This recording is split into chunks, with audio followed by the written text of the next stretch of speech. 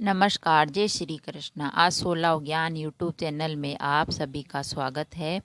तो फ्रेंड्स, हम सुनेंगे एक शिक्षाप्रद अच्छी बातें और जो स्थायी शांति वह है जो सबको कल्याण की ओर ले जाए। एक स्थायी शांति वह ही होती है जो सभी का कल्याण करे और सभी को कल्याण के मार्ग की ओर ले जाए। तो हम जानते हैं इस शिक्षाप्रद कहानी या अच्छे विचारों के बारे में। किसी की महानता या लघुता का अंदाजा इस बात से लगाया जाता है कि उसने अबूझ हिस्से की समझ के अपने क्षेत्र का कितना विस्तार किया है। एक उदाहरण से समझते हैं। अगर एक गाय को किसी खूंटे से बांध दिया जाता है तो उसका दायरा सीमित हो जाता है। वह खूंटे के आसपास ही घूमती है। वह उस खूंटे से बंधी रस्सी के दायरे में आगे नहीं जा सकती। उससे आगे वह कुछ नहीं जानती और न ही जानना चाहती। जो मनुष्य पार्थिव वस्तुओं में अत्यधिक व्यस्त रहते हैं उनकी स्थिति उस गाय जैसी ही होती है। लेकिन जिसने अपनी समझ का विस्तार किया, धरती को समझ लिया, वह सौर मंडल को भी समझने लगता है। और जब हम एक छोटे बच्चे को दुलारते हैं तो सोचते हैं वह केवल एक बच्चा है।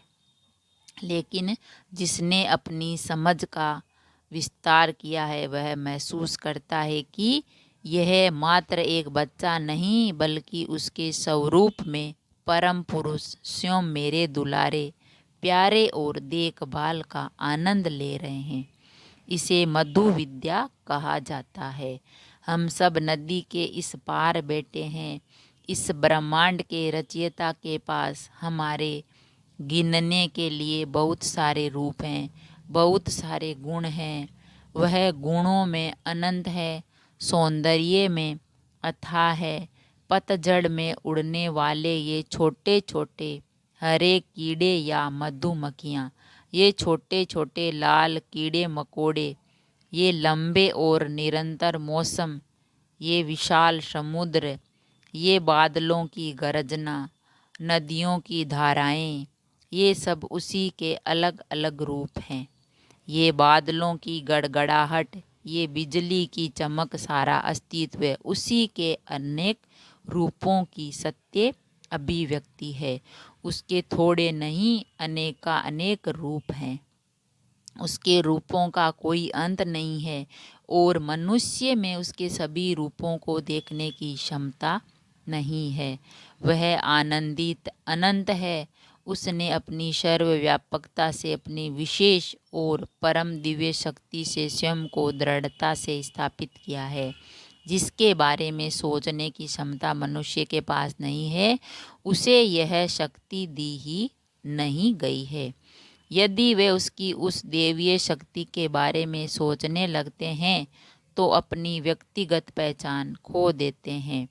किसी भी सृजित प्राणी में यह शक्ति नहीं है कि वह उस परम शक्ति के अस्तित्व को नकार सके, उसकी शक्ति, उसके गुणों और महानता को चुनौती दे सकें।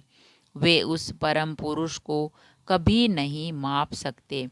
वे उसकी थाह कभी नहीं ले सकते। अगर वे उसको मापने की कोशिश करते हैं तो यह उनके लिए समय और ऊर्जा की बर्बादी होती है।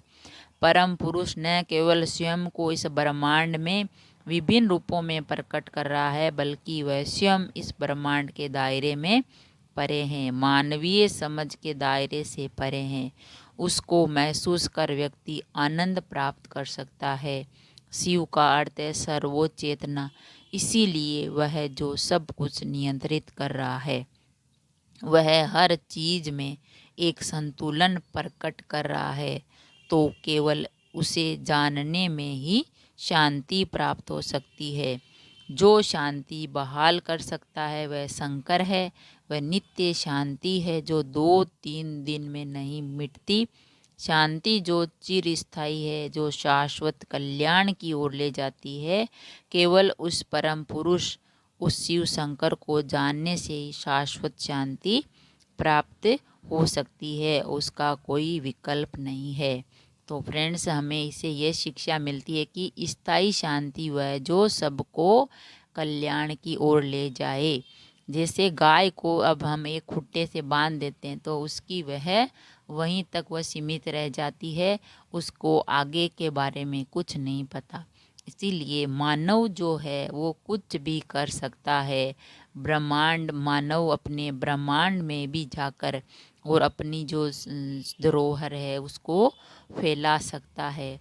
और ब्रह्मांड के रचयिता के पास हमारे गिनने के लिए बहुत सारे रूप हैं और हम बहुत सारे गुण हैं, गुणों में अनंत हैं, सौंदर्य में अथाह है। पतझड़ में उड़ने वाले छोटे छोटे हरे कीड़े या मक्खियाँ, छोटे छोटे लाल कीड़े मकोड़े, ये लंबे और निरंतर मौसम, ये विशाल समुद्र, बादलों की गर्जना, नदियों की धारा, ये सब उसी के अलग अलग रूप हैं।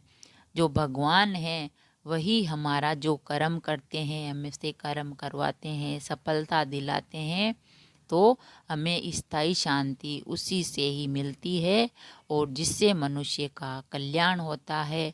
और स्थायी शांति वही है जो सबको कल्याण की ओर ले जाए। अगर कहानी और अच्छे विचार पसंद आए तो लाइक और शेयर ज़रूर करें। ऐसी ही कहानी और विचारों को सुनने और पढ़ने के लिए चैनल को सब्सक्राइब करें। थैंक यू, धन्यवाद।